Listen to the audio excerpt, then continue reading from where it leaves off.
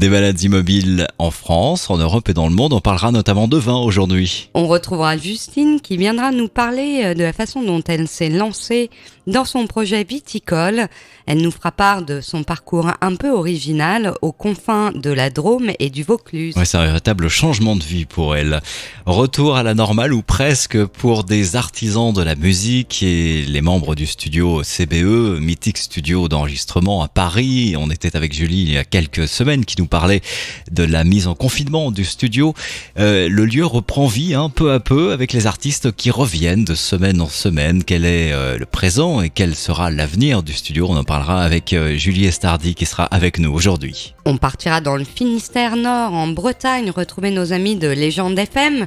Quelle est l'humeur? Comment les Bretons se portent-ils? Manu et Benoît seront avec nous pour en parler. Et comme chaque semaine, nous retrouvons Thomas et Chiara. Alors Thomas se trouve à Melbourne en Australie, Chiara à Florence en Italie. Chaque semaine, ils nous livrent une carte postale de la ville dans laquelle ils se trouvent et ils sont avec nous aujourd'hui. Bonjour Fabien. Bonjour. Chiara qui est à Florence et Thomas à Melbourne. Ciao Chiara, ça va? Ouais, très bien. Enchanté de te rencontrer virtuellement, bien sûr. Enchanté de te rencontrer, toi qui es de l'autre côté de l'hémisphère nord, donc t'as droit à du soleil, t'as droit à aller te baigner, t'as droit d'avoir du beau temps et t'as droit de te la couler douce. Merci Chiara. Au revoir Chiara. Bien sûr. Je suis là juste pour te rendre jaloux, bien sûr. Merci. Et ça est-ce fait que bien vous plaisir. avez écouté les interventions de chacun et qu'est-ce que vous auriez envie de vous demander? Ce qui m'a le plus marqué, c'est qu'il disait toujours que les Australiens sont très disciplinés, ils respectent les règles. Et je suis fascinée par ce côté. Je me demande comment c'est possible, en fait, vu que nous, en Europe, on est complètement indisciplinés. Et bien sûr, en Italie, vous le savez, plus que tout. Mais pas du tout.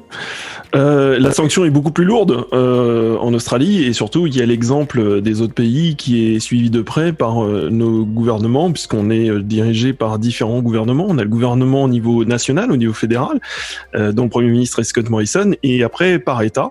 Et le nôtre pour le Victoria, parce que je suis au sud de l'Australie, pas forcément là où il fait le plus beau. Et à Melbourne, nous c'est Dan Andrews et c'est vrai qu'il réfère toujours à ce qui se passe, notamment Chiara, je suis désolé, en Italie, notamment, oui, vous êtes le cas. Comme je disais précédemment, à ne pas suivre. C'est ça, surtout en ces moments de confinement où il n'y a plus de règles et c'est vraiment ingérable. Mais je vous estime en fait. Et je me demande d'ailleurs comment c'est possible que vous soyez tellement disciplinés avec une communauté italienne si importante. Alors oui, il y a une très forte communauté italienne. Ici à Melbourne, on a un quartier qui s'appelle Carlton, le quartier de Carlton qui rassemble toutes les pizzerias, les glaciers, les bonnes pâtisseries italiennes. Et oui, mais malgré tout, on est discipliné. Mais la sanction, elle n'est pas la même qu'en Europe. C'est-à-dire que en France, c'était 100 € l'amende si vous respectiez pas certaines règles. En Australie, l'amende était plutôt aux alentours de $1 600, ce qui fait aux alentours de 1200 €.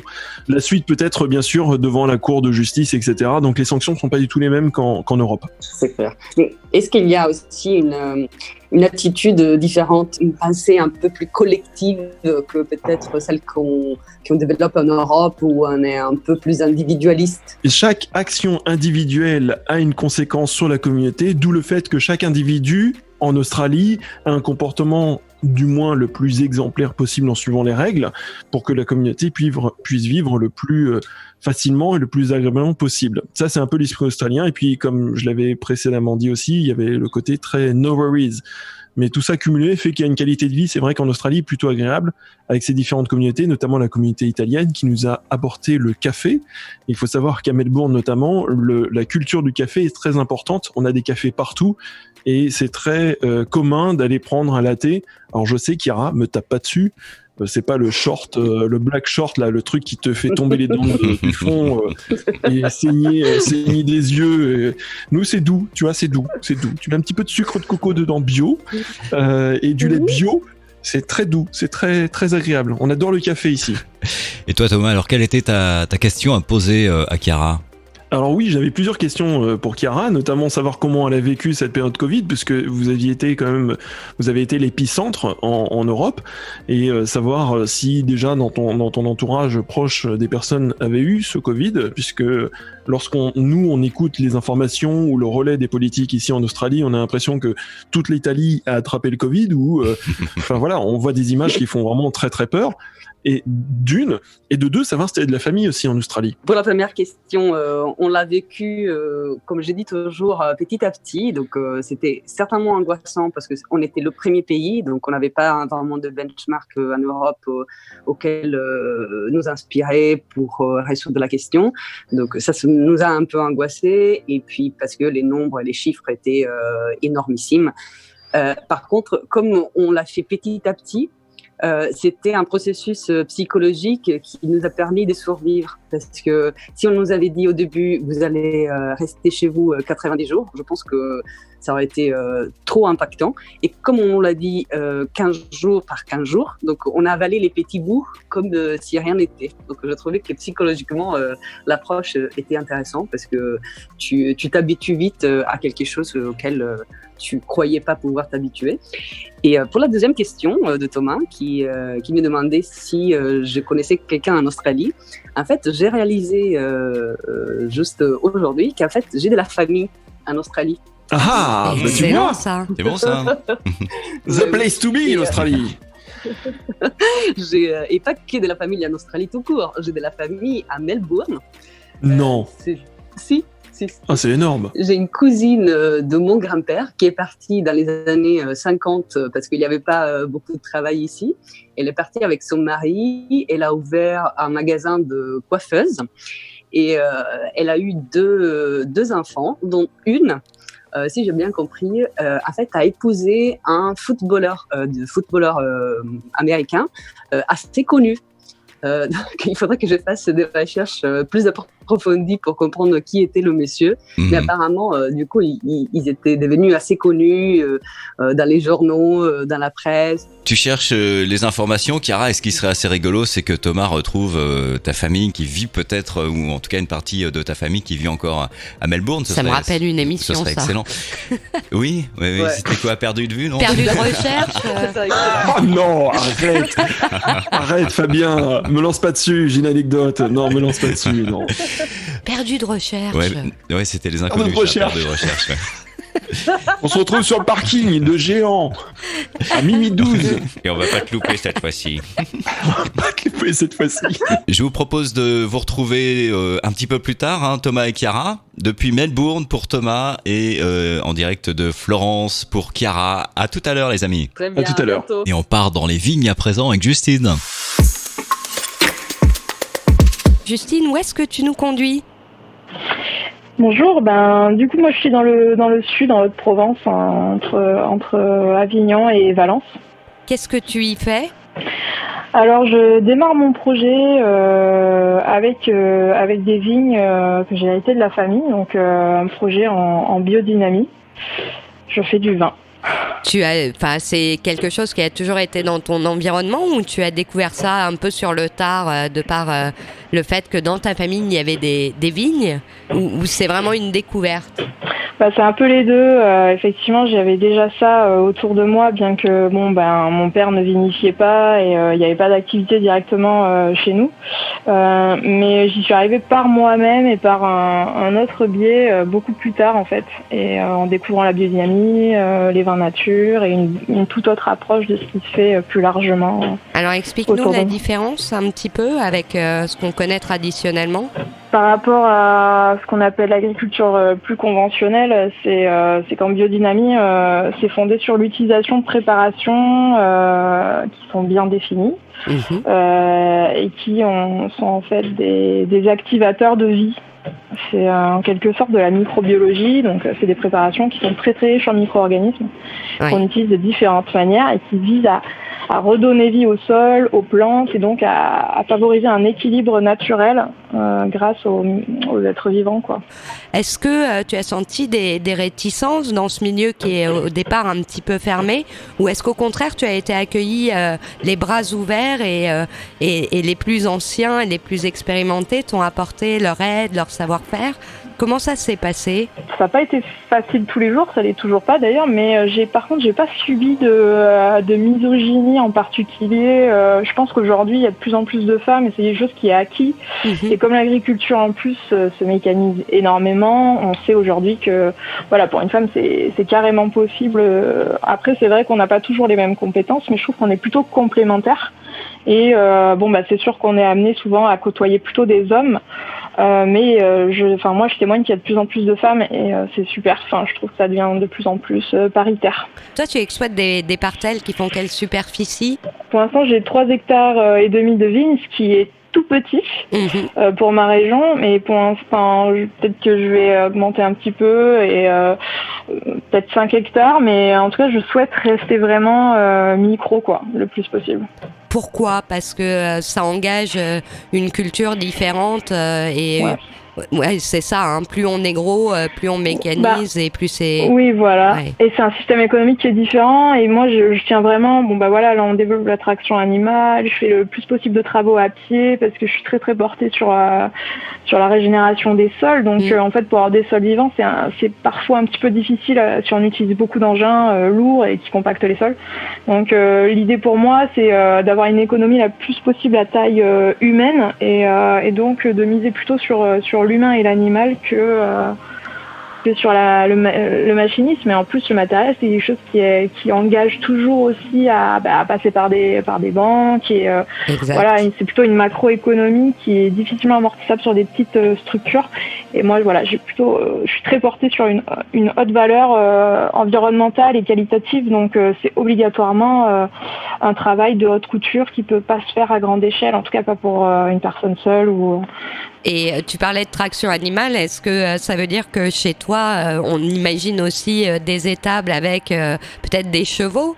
Il y a eu pas plus loin que mon grand-père, mais c'est vrai que la génération de mon père a un petit peu évacué tout ça. Peut-être à l'avenir. Aujourd'hui, j'ai pas encore la capacité d'assumer toute seule des chevaux, mais en tout cas, je suis bien entourée. J'ai des chouettes coopérateurs pour ça, donc j'en profite. Quel type de vin est-ce que tu produis dans cette région à la frontière de la Drôme et du Vaucluse? Moi, je suis en appellation Côtes-du-Rhône essentiellement. J'ai aussi, on est aussi à côté de l'appellation Grignan-les-Adémars et j'ai une parcelle qui là-bas. Mais c'est vrai que je me définis plutôt, en tout cas ma recherche, elle est plutôt sur l'expression du terroir propre au lieu. Ça reste des vins méridionaux, mais d'assemblage, mais avec une belle fraîcheur parce qu'on est quand même, on va dire, à l'extrême nord du département et on bénéficie vraiment d'une influence plus alpienne, quoi. Oui, tout à fait. Et fais-nous rêver, quand tu vas te promener dans tes vignes, qu'est-ce que tu vois en ce moment? À quoi ça ressemble? Comment tu décrirais ton environnement? En ce moment, c'est un des plus beaux moments parce qu'on a encore les petites fleurs du printemps et l'été a pas encore tout grillé. On a pas mal de petites pluies en plus en ce moment, donc c'est vraiment assez verdoyant et on est en pleine floraison. Donc, je pense qu'on est un des stades les plus sympas avant l'arrivée du raisin à grappiller. C'est un des stades les plus sympas où on peut déjà voir les fleurs et du coup estimer aussi un petit peu la récolte qu'on va avoir. Voilà, alors, est-ce qu'elle va être bonne cette année, cette récolte? On espère bien, ouais. On a pris un petit peu le gel au printemps, ce qui est très très peu courant pour la région, donc c'est un peu difficile d'estimer la perte. Mais en tout cas, les vignes ont bien repris et on a plutôt une jolie sortie, comme on dit. Il y a pas mal de fleurs, donc espérons que ça se passe bien. Justine, une dernière question pour conclure. Qu'est-ce que représente le vin pour toi? Pour moi, c'est assez large, mais c'est essentiellement un espace d'expression, une expression artistique, une création, mais aussi un espace de communion, en fait, d'alchimie entre l'humain et la nature. ouais, je l'envisage vraiment comme ça. Et puis c'est aussi pour moi une manière de lier un peu toutes mes passions. Je suis aussi musicienne et j'aime beaucoup l'interaction avec les gens, les événements. Donc du coup, c'est vrai que c'est quelque chose qui me permet de faire beaucoup de ponts dans ma vie, de lier énormément de choses. C'est ça qui m'a beaucoup touchée, ouais. France 5 t'a consacré un documentaire. Quel est le thème de ce documentaire et de quoi tu parles ?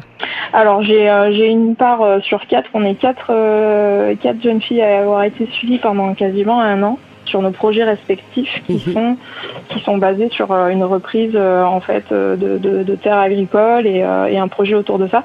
Donc c'est un documentaire qui s'appelle Retour à la Terre, qui est encore en replay sur France 5 et donc qui aborde la transmission agricole. Merci beaucoup Justine. Rappelle-nous où on te retrouve si on souhaite en savoir plus.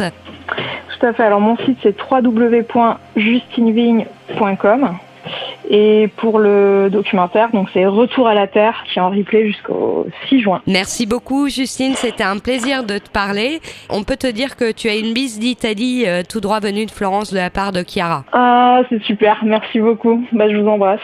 À très vite.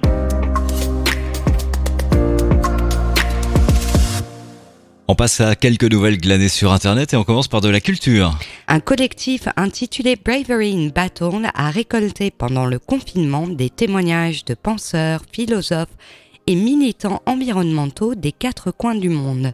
Ces pensées ont nourri un album qui s'appelle The House We Live In et notamment le morceau If We're Going to Have Hope qui appelle à l'urgence de replacer l'humain au centre de nos modes de vie.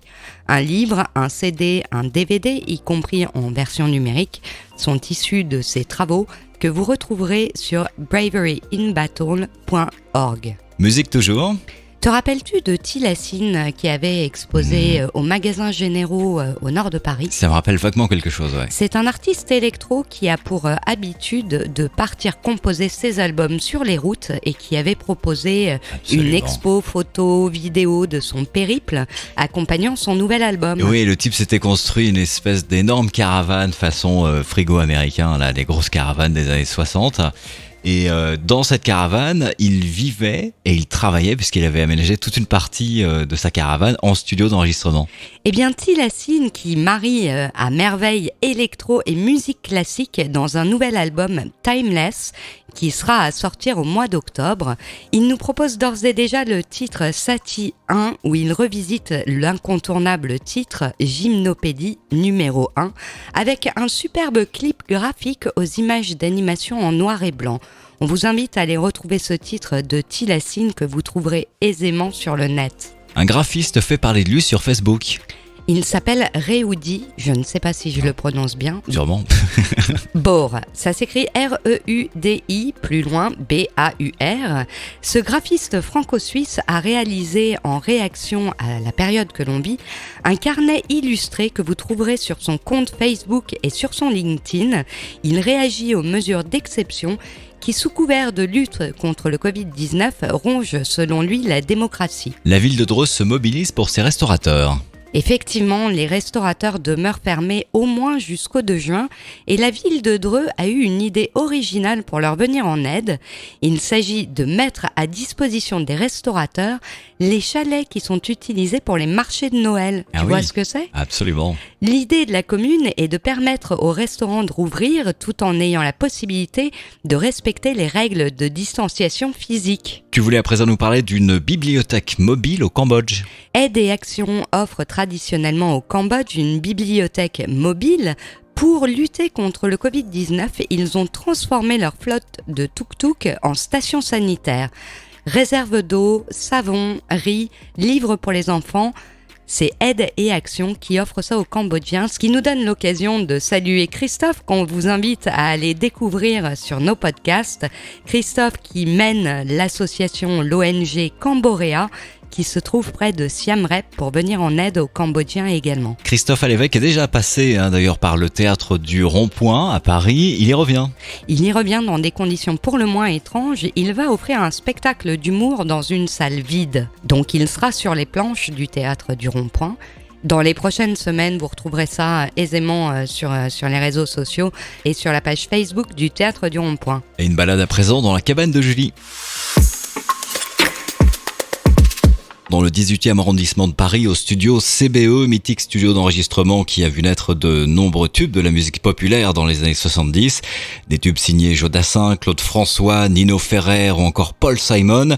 Plus récemment, Dionysos, Sébastien Tellier, Lilywood on the Prick, Bass Bass, Kezia Jones, Alain Chamfort ou encore Zaz ont élu domicile au studio CBE pour créer leurs albums. On retrouve à présent celle qui est à la tête du studio, Julie Estardi. Salut Julie. Salut Fabien. Tu es dans un jardin, on entend les oiseaux derrière. Ouais, c'est plutôt sympa. C'est plutôt sympa. Les oiseaux, c'est une jolie musique. Alors je le disais, tu t'occupes du studio CBE, mythique studio d'enregistrement à Paris, qui a été en sommeil pendant près de 2 mois durant cette période de confinement. Le studio repart peu à peu, il reprend vie depuis le 12 mai dernier avec de nouveau des artistes qui viennent enregistrer. Tu peux nous raconter un petit peu ce qui se passe là ces derniers jours chez toi ? Eh bien, écoute, ça reprend doucement. C'est-à-dire que il y a des mixages. Si tu veux, on avait plein de choses en attente qu'on a dû stopper. On a été un peu stoppé en plein vol, j'ai envie de dire. Et du coup, on avait plein de choses sur le feu. Donc, des mixages, des masterings. Donc, on finit ces choses-là. Et en plus de ça, est venue une belle session avec Bertrand Belin, qui est venu faire un live pour France Inter. Voilà, donc ça c'est les dernières choses en place au studio CBE.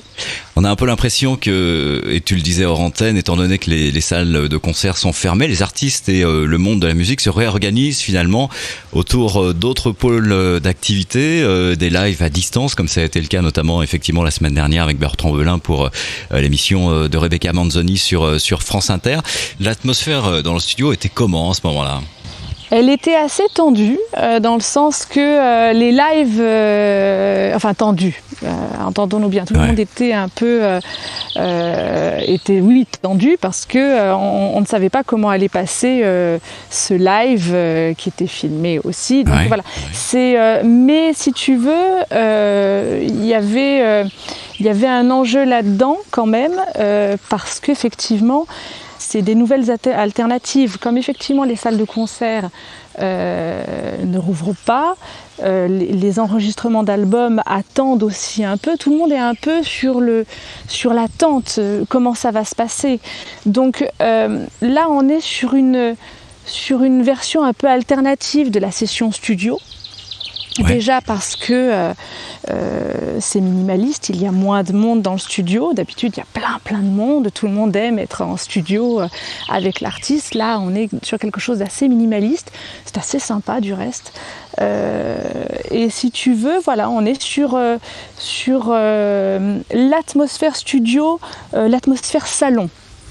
Tu vois, le studio d'enregistrement devient finalement le salon des artistes, et ce qu'ils faisaient derrière leur caméra, voilà, on a un peu cette impression qu'ils viennent le faire maintenant en studio. Est-ce que tu penses que ça peut susciter aussi d'autres envies de la part des artistes en général de venir faire des lives confinés finalement dans un studio pour offrir cela à leurs auditeurs et à leur public à travers notamment les radios ou les différents réseaux sociaux? Tout à fait. Je pense que ça, c'est un peu la clé de ce qui va se passer dans les prochains mois. C'est-à-dire, je pense, hein, ça reste que mon avis, mais je pense que ça va être l'une de nos premières activités. Ça va être beaucoup de live, faire rentrer l'image en fait, parce que l'image a toujours été importante dans la musique, en tout cas, et de plus en plus ces dernières années. Et en plus, pouvoir ouvrir ces lieux, si tu veux, qu'on ne connaît pas. Le studio est un lieu très important pour un artiste, et Bertrand Belin en parlait d'ailleurs la semaine dernière sur France Inter. Ça évoque énormément de choses, c'est une espèce de salon, tu le disais, c'est un cocon aussi, un endroit dans lequel on se sent bien, il y a une atmosphère très particulière, spécialement d'ailleurs au studio CBE, puisque l'histoire du studio est absolument géniale, hein. C'est un monde merveilleux. C'est un lieu qui est, si tu veux, tous les studios d'enregistrement, et particulièrement le studio CBE, parce que il date de 1966, donc il a quand même quelques années, hein. Si tu veux, tous les studios ont une histoire et sont chargés. c'est chargé de plein de choses. C'est chargé de coups de gueule, c'est chargé de crises de fou rire, c'est beaucoup d'amour, c'est chargé de plein de choses, parce que forcément un artiste qui rentre dans un studio d'enregistrement laisse une empreinte très forte. Alors nous au studio CBE on a eu cette chance incroyable d'avoir vu passer tellement, j'ai envie de dire tous, parce que c'est vrai en fait, ils sont tous passés par là. La liste est longue. Ouais. La liste est longue, on va pas l'énumérer, ça sert à rien. N'importe qui rentre dans ce studio, rentre et se dit waouh, on ressent cette espèce d'atmosphère chargée, c'est un peu comme s'il y avait des âmes qui passaient dans le studio, enfin tu vois. Et Bertrand Belin, qui ne connaissait pas le studio, qui est donc venu vendredi soir, il a décrit exactement cette atmosphère en quelques mots, avec son phrasé si particulier, si magnifique. Enfin, c'est un lieu qui nourrit l'inspiration de l'artiste. Ouais. Exactement. Et du coup, forcément, l'endroit où tu vas créer quelque chose va apporter dans ta musique des vibrations ou pas, j'ai envie de dire. Ouais. Hein, ça dépend. Oui, ça marche pas à tous les coups non plus. Hein. Ça marche pas non plus à tous les coups. Mais du coup, ce qui est intéressant, si tu veux, là-dedans, c'est de se dire que ce studio qui est finalement réservé aux initiés, il est en train de s'ouvrir aux yeux de tous, et c'est assez joli finalement. Quels sont les projets à court terme pour le studio CBE la semaine prochaine par exemple? Quel est le programme? Écoute, on a pas mal de mixages. On a un artiste qui s'appelle John Mitchell qui est juste fantastique, que j'aime énormément artistiquement et humainement, et donc on a des choses à faire ensemble. On a nos projets de production qui sont relancés, bien entendu. Quelques enregistrements en cours, potentiels, j'ai envie de dire. On attend des validations. Plus faire entrer l'image. Donc on a quelques projets en cours aussi pour pouvoir ramener l'image et le son au studio CBE et plus largement possible. Voilà, on travaille vraiment là-dessus, quoi. Alors, ces dernières semaines ont été très particulières pour nous tous. Est-ce que ça a changé des choses, toi, dans ta façon de voir la vie et aussi d'envisager la façon de travailler? Ah oui. Oh oui. Déjà, le fait de se dire, c'est une utopie de se dire que on est bien à Paris, H24, dans un jus insensé, à stresser comme des malades. Non, ça c'est évidemment que voilà, là tu vois, il y a des oiseaux qui chantent et tout. Je suis pas loin du studio. Très rapidement, je peux y aller. Évidemment que, et je pense pour beaucoup de gens, pas que pour moi, mais il y a énormément de gens qui revisitent finalement leur façon de voir. Paris, on l'aime, mais Paris, on l'aime parce qu'on la quitte de temps en temps, en fait. Et ça fait du bien. Du coup, même si ça nous a mis à mal, parce qu'il ne faut pas se leurrer, ça a mis à mal... Ça va laisser des traces, oui, à long terme, notamment sur le plan financier, ouais. Absolument. Ça va, je pense, demander une reconstruction fondamentale. Et à notre niveau, on est des petits, je veux dire, on n'est pas des gros financiers, on est un petit studio d'enregistrement artisanal, je veux dire, on est des artisans vraiment. Donc si tu veux, ça repense la chose. On va essayer, si tu veux, de moins stresser, finalement. Parce que si tu veux répondre à la demande de la musique qui est toujours sous pression, des studios, il y en a partout, il y a une concurrence incroyable. Bon, tu vis plus finalement, tu vois. L'idée qui a toujours été l'idée première, si tu veux, pourquoi j'ai repris ce studio, en toute honnêteté, c'est parce qu'il avait une histoire et parce que finalement il y a une âme, il n'y a pas qu'une d'ailleurs, mais qui est toujours dans ce studio, et du coup c'est l'histoire, il fallait qu'elle continue, parce que je regarde le studio de Davout qui a fermé, c'est une tristesse infinie. Ouais. C'est un pan d'histoire qui s'en va, et moi je me refuse à ça. Tu sais ce qui serait formidable, Julie, dans les prochaines semaines? Dis-moi. Si un artiste passant par le studio CBE est d'accord, bien entendu, ce serait qu'on fasse un petit live comme ça, un petit morceau ensemble. On met ça dans nos tablettes, Fabien. Exactement, ça sera avec plaisir. En tout cas, merci beaucoup, Julie. Je t'en prie, merci à toi. À très vite. Bisous. À Salut. très bientôt. Bisous. De Paris, nous partons à présent en Bretagne. Dans le Nord Finistère, retrouvez nos camarades de Légende FM qui diffusent d'ailleurs notre programme Balades Immobiles chaque semaine. On retrouve Benoît et Manu. Salut à vous deux, comment ça se passe chez vous ? Bah écoute, ça se passe toujours bien, on va dire que ça déconfine progressivement, tout en respectant les gestes protecteurs évidemment. Mais voilà, les gens ont repris de leurs activités quasiment normalement, on va dire. Évidemment, toujours pas de bar, toujours pas de restaurant, mais les commerces commencent à reprendre plus ou moins vie. Donc on peut dire que le déconfinement breton est beaucoup plus, visible, puisque on n'a pas été une région très, très touchée par le Covid-19. Manu, Ben, quand vous regardez dans le rétro, ça vous inspire quoi, tout ce qui s'est passé pour l'avenir, pour vous ? Est-ce que ça a changé des trucs ou pas particulièrement ? Non, mais comment on a vécu le truc ? C'est surtout au début, je pense que les gens au début étaient, on ne dirait pas choqués, mais étaient vraiment interpellés, puisque lorsqu'on allait acheter une baguette de pain, par exemple, les gens ils nous regardaient, on a l'impression d'avoir un peu la peste. Donc après, fallait souvent détendre l'atmosphère en disant tout simplement bonjour. Et c'est vrai qu'avec le temps, ça s'est un petit peu arrangé, parce qu'on finit par s'habituer à cette situation où les gens s'organisent.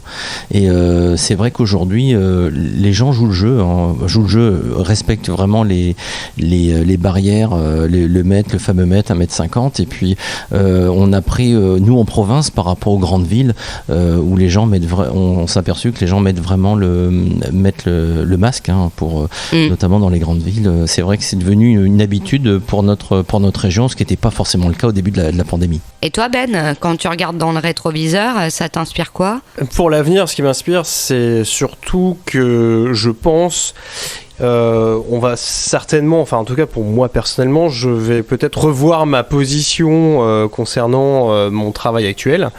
Je sais pas si je vais quitter mon travail, c'est pas l'idée. Pour le moment, je vais rester là où je suis, mais disons que je travaille dans une grande ville, donc on va pas cacher, je travaille à Paris, mais moi je pense que il va falloir changer de logiciel, puisque tout centraliser au même endroit pour moi est une hérésie, puisqu'on a bien vu que avec ce confinement, il y a plus de 1 million de franciliens qui ont quitté la région parisienne et qui sont venus soit dans leur résidence secondaire, soit dans leur région d'origine, on va dire, native. Donc, résultat des courses, on voit bien qu'une grande ville n'est pas un lieu réellement de vie ou de survie, entre guillemets. C'est-à-dire qu'on est tous entassés, c'est surpeuplé, ça va plus. Le modèle, il est complètement usé. Il faut absolument qu'on change de logiciel, comme je disais. Et moi, je réfléchis sincèrement à une reconversion professionnelle pour quitter la région parisienne, parce que pour moi, c'est plus du tout un critère de qualité de vie et même d'épanouissement, puisque je n'y prends plus de plaisir comme j'y prenais encore il y a une dizaine d'années. Là, ça devient plutôt contraignant qu'autre chose. Voilà. Et du coup, quand tu parles de reconversion professionnelle, tu as quelque chose en tête, ou ton idée c'est vaille que vaille, trouver quelque chose qui te permette de vivre différemment et mieux en Bretagne, j'imagine ? Différemment et mieux, ça c'est une évidence. Par contre, je vais pas partir sur un coup de tête sans avoir pris les dispositions nécessaires à avoir un job qui puisse convenir à ce que je veux faire. Alors je sais pas, j'ai pas encore une idée bien précise, mais je vais pas partir sur un coup de tête pour faire n'importe quoi. Mais essayer d'organiser, de préparer tout ça convenablement, mettre les bouchées doubles pour essayer d'organiser justement un départ de Paris. Et en attendant ce fameux départ, merci les amis d'être intervenus dans Balades Immobiles. On se dit à très bientôt et belle journée en Bretagne. Salut. Merci à toi. Kenavo. Des nouvelles du monde à présent, on commence avec la Belgique. La Belgique, où la première ministre a été accueillie par une haie de déshonneur à l'hôpital. En quoi ça consiste ? En réalité, le personnel soignant était aligné et faisait dos à la première ministre. Comme quoi, il n'y a pas qu'en France que la révolte gronde, mes amis. Exactement. Plan social chez Uber. Un plan social annoncé de manière très originale à 3500 employés d'Uber qui ont été licenciés par visioconférence en moins de 3 minutes. On leur a expliqué que leur rôle était impacté et qu'aujourd'hui serait leur dernier jour de travail chez Uber. Emballer, c'est peser. Exactement, il faut savoir qu'Uber n'a pas licencié que 3500 employés, mais je crois au total quelque chose comme 6500 personnes. Retour de cas de Covid dans les écoles en France. La France a pris le parti de rouvrir les écoles, contrairement à beaucoup d'autres États dans le monde comme l'Italie. Et 70 écoles ont été fermées depuis la reprise pour des cas avérés de Covid. Donc une belle initiative que de rouvrir les écoles, effectivement. C'était un peu prévisible. Mécontentement également au Chili. Au Chili, des casseroles. Tu te souviens que c'était déjà le cas au Brésil à 20h pour les gens s'ériger. sortaient à la fenêtre avec des casseroles, ouais. Exactement, pour s'ériger contre Bolsonaro. Ici, au Chili, c'était dans la ville de Santiago, qui est la capitale du pays. Tous les jours, des bruits de casseroles se font entendre. C'est un cri d'alarme de la population sur la situation précaire et la famine qui les guette. La Chine reconfine. Pendant qu'on se demande s'il y aura ou non une deuxième vague, la Chine a reconfiné, tiens-toi bien, 108 millions de personnes. Tout de même. Le gouvernement a-t-il bien géré la crise ? Une étude a été faite où la question a été posée à des gens dans plein de pays du monde. 33% des Français, les Français sont critiques, estiment que la crise a été bien gérée, contre par exemple 65% chez nos amis italiens. Le Canada et la Norvège sont en tête avec respectivement 78 et 83% de personnes satisfaites des actions du gouvernement. En France, on en est loin, effectivement. La Banque mondiale annonce une nouvelle augmentation de la pauvreté. Le président de la Banque mondiale estime que 60 millions de personnes supplémentaires devront vivre avec moins de 1,90$ par jour. Le groupe Ikea a traîné en correctionnel. Ikea avait mis en place un système d'espionnage de ses salariés, notamment des syndicalistes, en recourant aux services illégaux d'officines privées, des détectives et de policiers. Sympathique. Oui, ils ont été traînés en correctionnel, ça se passe en France, voilà. Un mot sur les émissions de CO2. Les émissions mondiales de CO2 ont diminué de 8,6% pendant les différents confinements. D'après une climatologue, ça donne une idée de l'ampleur des mesures qu'il faudrait prendre pour agir en faveur de l'environnement. En clair, il faudrait se confiner régulièrement. Il est effectivement proposé par certains climatologues ou défenseurs de l'environnement que la population fasse l'effort dans le monde de se confiner 1 ou 2 mois par an, histoire de donner un avenir plus serein à la planète. Je suis pas certain que les instances financières soient parfaitement d'accord. Eh oui. Et direction Melbourne à présent où l'on retrouve Thomas. Salut Thomas. Bonjour Fabien. Et on commence par une bonne nouvelle qui te concerne. Eh ben écoute, oui, par tout hasard, on n'avait pas checké. En fait, il y a tout un process quand on arrive en Australie. Il y a 2 moyens. Soit tu arrives avec un visa temporaire. Donc nous, on avait un visa temporaire, je vais pas rentrer dans la technique, mais qui avait une durée de 4 ans. Soit tu arrives avec une résidence permanente sur laquelle tu as appliqué avec un process qui est un peu plus compliqué, etc. Et en fait, nous, on s'est appliqué, enfin, on a juste checké là, il y a quelques minutes, il y a 5 minutes, pour savoir où on en était, et on vient d'être accepté comme résident permanent. Et ça, c'est une super bonne nouvelle. C'est-à-dire qu'on peut rester autant de temps qu'on veut ici en Australie. Vous n'êtes pas prêt de rentrer en France, j'ai l'impression. Comment te dire ? Non. non, c'est pas prévu, Et ce qui est plutôt pas mal, c'est qu'on a des aides aussi pour tout ce qui est école, la crèche, etc. D'un point de vue médical aussi, c'est beaucoup plus simple. Et en termes de recherche de travail, ça aide énormément, puisque le marché australien, on en a bien discuté, on avait pas mal discuté auparavant, mais c'est un marché très dynamique. Ouais. Et si tu veux, quand tu emploies quelqu'un sur un visa qui est temporaire, il va être à ce poste d'une façon temporaire, donc ce qui n'est pas forcément très efficace pour l'entreprise. Et là, de savoir que des personnes qui vont recruter vont être en résident permanent, c'est beaucoup plus facile. Bonne nouvelle également en ce qui concerne l'Australie dans son ensemble, avec une situation qui s'améliore nettement et des libertés qui reviennent peu à peu. Alors oui, on avait parlé des fameux clusters qu'on avait à l'est, à l'ouest de Melbourne, au niveau de l'abattoir, au niveau du McDo, etc. Il y a eu des maisons de retraite aussi. Donc on a toujours des cas qui sont contenus sur ces différentes zones de Melbourne. Dès que ça se déclenche, on met tout l'environnement en quarantaine. Et c'est une formule qui fonctionne plutôt très bien. Dan Andrews, le Premier ministre du Victoria, a annoncé ce matin plusieurs levées d'interdiction, notamment l'accès au playground, c'est-à-dire les parcs pour enfants, au skatepark. On va pouvoir également avoir jusqu'à 20 personnes au total à l'intérieur d'une maison pour faire la fête, par exemple. On peut faire une nuit à l'extérieur. On peut également faire du camping et aller avec sa caravane. Et je sais que tu n'attends qu'une chose, c'est de prendre ta caravane pour aller faire du camping. Évidemment.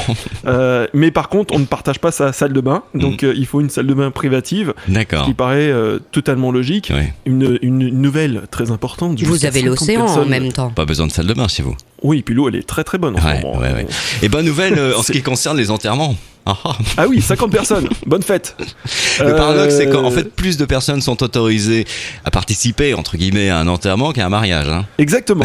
20 personnes pour un mariage, 50 pour un enterrement. C'est beau, n'est-ce pas ? Ah oui, mieux vaut mourir que se marier finalement. Exactement, 20 personnes qui vont faire tourner les serviettes pendant que 50 personnes vont porter un cercueil. J'imagine l'ambiance, ça va être sympa. Donc voilà, en fait on a pas mal de levées. Alors ce qui est aussi assez marrant, c'est les piscines aussi vont pouvoir réouvrir, jusqu'à 20 personnes à l'intérieur de la piscine, 3 personnes par ligne. Je prends l'exemple juste à côté de chez moi, on a un bassin olympique de 50 mètres, 20 personnes dans un bassin de 50 mètres, ça va être... c'est royal. Hein. C'est une piscine privée, c'est royal, c'est top. En même temps il fait 10 degrés, donc va te baigner là-dedans. En ce qui concerne les bars et les restaurants, on en parlait la semaine dernière, où en est la situation ? Est-ce qu'ils réouvrent progressivement ? 1er juin, normalement c'est prévu, une réouverture des pubs et des restaurants avec un nombre de personnes à l'intérieur de ces restaurants limité, avec des règles toujours de distanciation sociale. Alors savoir, c'est quand même la règle fondamentale ici en Australie, c'est de garder ce fameux mètre 50 entre les personnes. Ils sont en train de tout relâcher, c'est une bonne chose. Leur politique de vouloir mettre en quarantaine dès qu'il y a des clusters qui se déclenchent, c'est quelque chose qui fonctionne très bien. L'autre jour, on n'a eu que 4 cas, mais avant-hier, on en a eu une dizaine. Donc voilà, c'est très variable. Mais en contenant à chaque fois, en créant cette quarantaine de tout l'environnement, ça permet aussi de lever ces restrictions. Et ça, c'est une très bonne nouvelle, notamment pour les pubs et les restaurants. Et comment les Australiens vivent-ils la situation ? Écoute, on a comme une odeur de vie d'avant, si je puis m'exprimer ainsi. C'est-à-dire qu'on retrouve une sensation de vie d'avant, et ça c'est vraiment très agréable. C'est-à-dire que tous les magasins commencent à rouvrir. Le seul truc qui est pénible, c'est qu'à chaque fois que tu rentres dans un magasin, on te dit gel hydroalcoolique, hydroalcoolique. Donc ça limite énormément le shopping, parce qu'au bout de 2 boutiques, t'as plus de doigts, c'est fini. T'as la peau qui pèle, qui tombe par terre. Mais sinon, voilà, d'un point de vue général, oui, l'ambiance elle est bonne. De pouvoir reprendre sa voiture, sortir de Melbourne, aller dans un parc national, rien que ça, c'est une sensation de liberté, et ça fait vraiment du bien au moral. Et on sent que d'un point de vue global, oui, c'est une vie qui reprend normalement en fait. Merci Thomas pour cette balade du côté de Melbourne. On se retrouve très vite, bien sûr. Merci Fabien, très vite. Dans les nouvelles cette semaine, une start-up se lance dans une initiative originale. C'est une start-up éco-responsable qui s'appelle Merci Raymond. Qu'est-ce qu'ils ont fait ? Ils ont constaté qu'avec les départs des grandes villes pendant le confinement, les gens étaient rentrés avec leurs plantes moribondes. C'est bon, ouais. Et ils ont pris l'initiative d'ouvrir un hôpital dans des jardins qu'ils ont transformés en infirmerie. En fait, c'est très simple. Vous envoyez une photo de votre plante ou de vos plantes moribondes sur le site Merci Raymond. Des jardiniers évaluent les dégâts et vous proposent des remèdes. Ils vont même jusqu'à racheter vos plantes pour un montant allant d'€1 à plusieurs centaines d'euros. Et ceci est déduit de vos commandes, puisque vous pouvez leur demander d'agrémenter des petits jardins pour chez vous. Et si vous ne déduisez pas cette somme de votre commande, elle sera reversée à l'Institut Pasteur pour la recherche d'un vaccin contre le Covid-19. Et tu nous emmènes à présent au Portugal. Le Portugal avec 2 nouvelles. La première, à Lisbonne, la ville dispose d'une enveloppe de 15 millions d'euros pour louer 1 millier de logements Airbnb vides à cause de la pandémie, pour les sous-louer en retour à des prix plus bas et sur de la longue durée, au profit de familles dans le besoin. Portugal toujours, avec le président qui est apparu en short et en tongs, sans garde du corps aucun, dans un supermarché, en train de faire ses courses, comme quoi certains sont accessibles. Les masques sur la voie publique, c'est un véritable fléau en ce moment. Un fléau, on les retrouve sur la voie publique, on les retrouve sur les plages, ramenées déjà par les eaux comme le sont les bouteilles en plastique. Un député propose une amende de 300 € pour l'abandon d'un masque sur la voie publique, de telle manière à discipliner nos concitoyens. C'est malheureusement peut-être la seule solution à apporter à ce problème. Je t'emmène maintenant en Nouvelle-Zélande où la célèbre première ministre a proposé de passer à la semaine de 4 jours. Alors pourquoi, là où en France ou dans d'autres pays, on veut absolument relancer l'économie en nous faisant travailler plus ? Parce que elle estime que passer à la semaine de 4 jours sera un excellent moyen pour relancer le tourisme en Nouvelle-Zélande. C'est intelligent, la Nouvelle-Zélande est peut-être tout simplement passée au XXIe siècle. C'est ça, d'avoir une femme et une jeune femme première ministre. En Afrique du Sud, pour lutter contre le braconnage, on a trouvé quelque chose d'efficace. Effectivement, après avoir essayé par tout moyen de limiter le braconnage qui fait des ravages sur la population de rhinocéros, entre autres en Afrique du Sud, en fait, on n'a rien trouvé de mieux que d'entraîner des chiens à chasser les braconniers. C'est une méthode redoutable, mais apparemment, ça commence à porter ses fruits. C'est payant. En Corée du Sud, on a trouvé la solution pour remplir les stades. Le FC Séoul a estimé que c'était pas très agréable quand même de jouer dans un stade vide pour ses joueurs, et ils nous ont agrémenté les bancs du public de sex dolls, c'est-à-dire des poupées gonflables. Ils ont été condamnés à la bagatelle de 74 000 € d'amende, car bien évidemment, la manifestation a été retransmise à la télévision. Et pour une dernière nouvelle, tu nous emmènes dans la Marne. La Marne, où comme partout ailleurs, les piscines sont fermées, des jeunes n'ont rien trouvé de mieux que d'organiser une pool party au 4e étage d'un immeuble. Le chantier. Bien évidemment, la dalle menaçait de céder sous les tonnes d'eau parce que la piscine faisait quand même quelque chose de l'ordre de 3 mètres. Ah oui, tout de même. La police a été alertée par les voisins qui commençaient à voir l'eau ruisseler et puis qui étaient dérangés par le bruit. Et les jeunes vont devoir s'expliquer à la fois avec la police, mais également, je pense, avec les assurances et le propriétaire. Ça risque de leur coûter assez cher, cette histoire. Chiara se trouve à Florence. Chiara, on entend une cloche derrière toi. Tu peux nous décrire un petit peu l'endroit où tu te trouves ? Du coup, je suis sur une place où il y a une grande église qui est vraiment à quelques mètres de ma terrasse.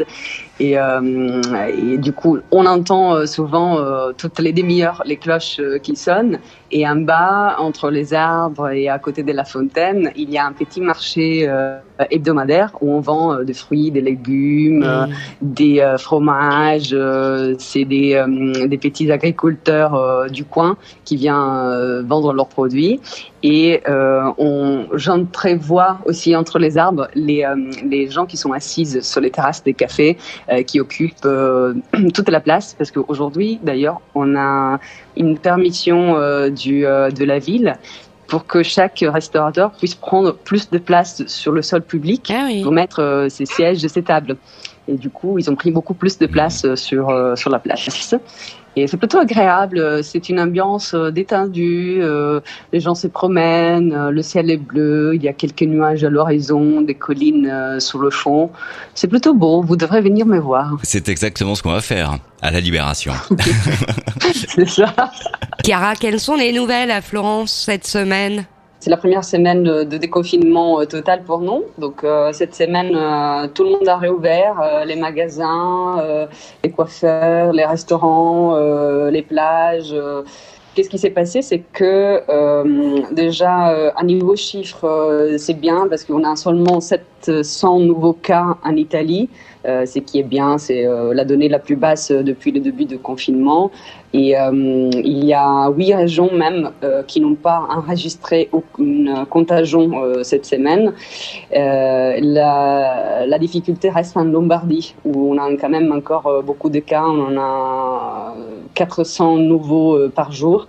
Mais bon, ça reste quand même assez sous contrôle à niveau chiffres. On a commencé les tests de sang pour voir si on a des anticorps. Donc de plus en plus des personnes passent le test. Comme ça, on a un peu plus de données pour comprendre vers quelle courbe on va. Et pour ce qui concerne l'expérience, disons, de déconfinement, moi, je trouve que honnêtement, le plus difficile, ça a été de revenir au bureau. Ça veut dire beaucoup de règles. Il faut rester avec son masque toute la journée, même à l'intérieur de son bureau fermé, il faut garder son masque.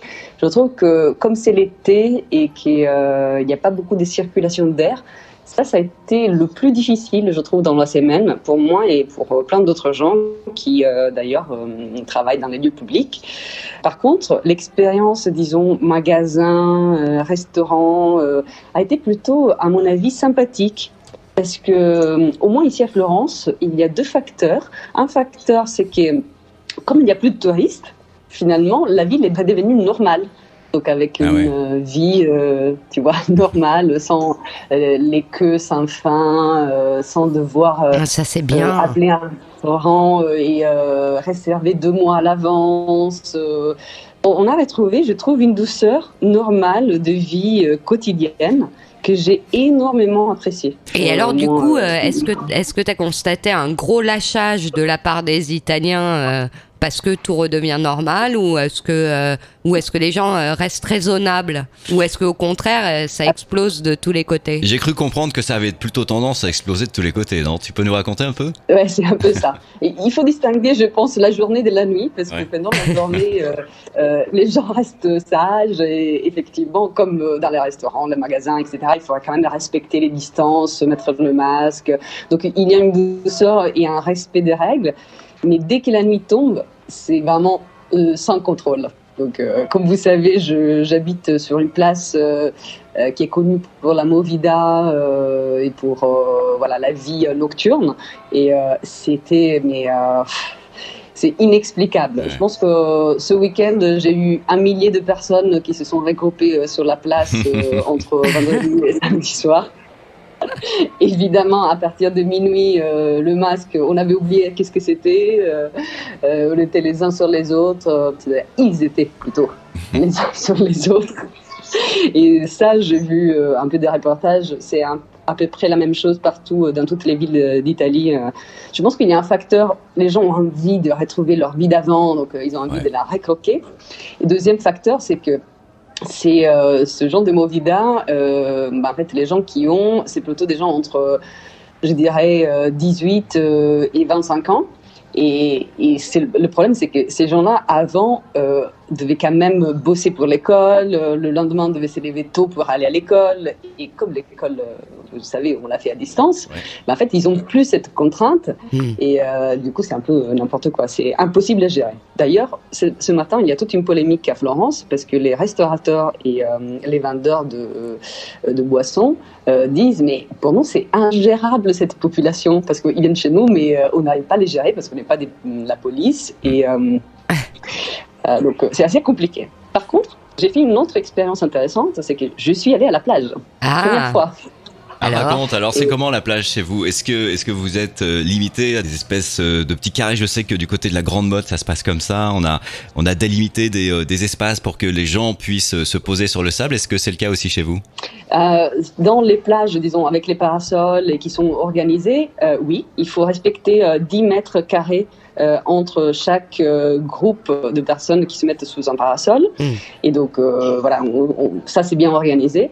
Par contre, dans les plages libres, c'est vrai qu'il n'y en a pas énormément en Italie, mais par exemple, là où je suis allée hier, c'est une plage libre. En fait, on fait plutôt confiance au bon sens des gens, pour l'instant, pour ne pas se mettre trop les uns à côté des autres. Donc l'expérience était parfaite pour moi hier parce que effectivement on garde 5 mètres entre chaque groupe et chacun fait comme d'habitude, il rentre à la mer, il bronze un peu et quand tu vas au restaurant, oui tu mets ton masque. C'est un peu drôle d'ailleurs d'être en maillot de bain avec son masque. On va s'y faire le temps de prendre sa boisson et de ressortir. Effectivement, c'est une question d'habitude. Merci beaucoup, Chiara. On se retrouve la semaine prochaine pour une nouvelle balade à Florence. Merci beaucoup à vous et oui, bien sûr, à la semaine prochaine. Balades immobiles se termine. Si ça vous a plu, partagez sur les réseaux sociaux auprès de vos amis. Rendez-vous sur baladesimmobiles.com pour d'autres nouvelles et pour aller fouiller dans nos anciens podcasts. À la semaine prochaine. À la semaine prochaine.